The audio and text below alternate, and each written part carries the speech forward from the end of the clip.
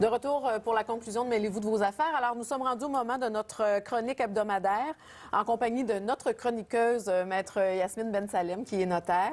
Alors, Yasmine, cette semaine, tu nous parles d'hypothèque légale de la construction. Oui. Qu'est-ce que cette bébite?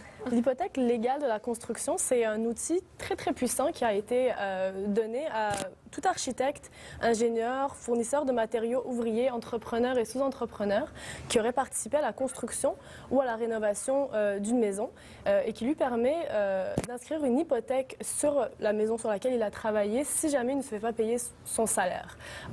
Et c'est un outil très, très puissant parce qu'il peut inscrire cette hypothèque sans le consentement des propriétaires de la maison. Et c'est une hypothèque qui passe avant toutes les autres hypothèques déjà inscrites sur la bâtisse, donc avant l'hypothèque de la banque de la personne. Donc là, tu es en train de nous informer que je me fais construire une maison et que je fais affaire avec un contracteur. Les sous-contractants de ce contracteur-là qui n'auraient pas été payés par le contracteur, que moi j'ai peut-être payé de bonne foi, pourrait enregistrer une hypothèque sur ma maison qui passe, cette hypothèque-là passerait avant toutes les autres créances. Exactement. Avant toutes les autres hypothèques, si vous avez un financement sur votre maison, ça passerait avant l'hypothèque de votre banque, ce qui vous mettrait en défaut. Dans tous les contrats d'hypothèque de toutes les banques, si jamais une hypothèque vient se placer avant celle de la banque, vous êtes en défaut et votre banque est avisée immédiatement. Là, tu vas sûrement nous expliquer comment on peut se protéger de ça, parce que c'est assez alarmant si on s'arrête là. Exactement, puis ça peut arriver à tout le monde. Donc, comment se protéger? Les ouvriers ou fournisseurs de matériaux qui veulent se prévaloir de l'hypothèque légale de la construction doivent dénoncer leur travail au propriétaire de la maison pour se prévaloir de cet avantage-là. Donc, une dénonciation, c'est un document papier qu'on reçoit de la part de la personne qui travaille sur notre chantier. Donc, un petit truc, garder ces dénonciations. Des fois, c'est des petits papiers tout simples qui donnent le nom de la compagnie et puis le type de travaux qui va être fait, la valeur qui va être ajoutée à l'immeuble. Gardez ces papiers-là et une fois que votre rénovation ou votre construction a été terminée, allez voir chaque compagnie ou chaque personne et faites-leur signer cette dénonciation qu'ils vous ont donnée comme une sorte de quittance pour prouver que leur salaire a bien été payé avant de donner le paiement final à l'entrepreneur. Parce que le Code civil du Québec vous donne le droit de retenir de l'argent sur ce que vous devez à l'entrepreneur tant qu'il ne vous a pas prouvé que tous les ouvriers ou tous ses employés n'ont pas été payés. Alors, je pourrais demander à mon contracteur une liste de l'ensemble de ses sous-contractants? Oui, exactement, et surtout de l'ensemble de ses ouvriers parce que l'obligation de dénoncer son travail s'applique à tous les gens qui travaillent sur le chantier, sauf aux ouvriers. Ils n'ont pas l'obligation de dénoncer leur travail pour utiliser l'hypothèque légale. Donc, tout à fait, on peut demander à l'entrepreneur l'état de ses dépenses. Donc, est-ce que tu as payé tes ouvriers? Puis sinon, moi, je vais retenir une partie de l'argent que je te dois jusqu'à ce que tu me prouves que tu as effectivement payé tes ouvriers.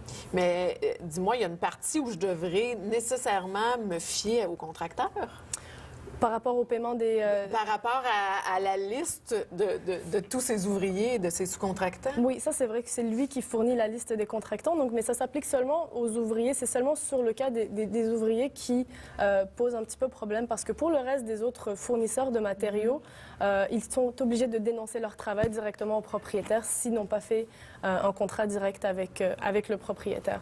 Donc, si vous contractez directement avec des gens qui travaillent sur votre chantier, vous êtes au courant de leur existence et vous pouvez vous assurer qu'ils ont été payés. Ouais.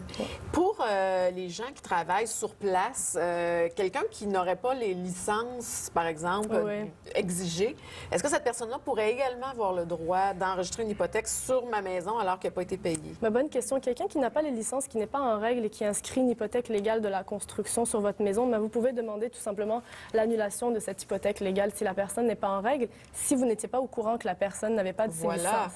Si vous étiez au courant puis que vous étiez de connivence avec cette personne-là, si cette hypothèque légale est effectivement inscrite sur votre maison, vous n'aurez pas le droit de demander l'annulation. Évidemment, on ne peut pas profiter d'une situation d'illégalité dont on était au courant au moment de la signature du contrat avec cette personne-là. Donc, si j'étais au courant, cette personne pourra enregistrer une hypothèque sur, exactement, sur ma maison. Et pourra se prévaloir de ses droits. Oui. Yasmine, c'est déjà terminé. Merci beaucoup de ces capsules où tu nous rappelles des éléments juridiques très importants. Alors, on se retrouve la semaine prochaine. Marie-Evelyne, merci à toi. À vous à la maison, on vous dit merci d'avoir été là. Et on se retrouve la semaine prochaine avec le deuxième volet de nos émissions consacrées à l'aide disponible aux victimes d'agressions sexuelles. Merci beaucoup et bonne semaine.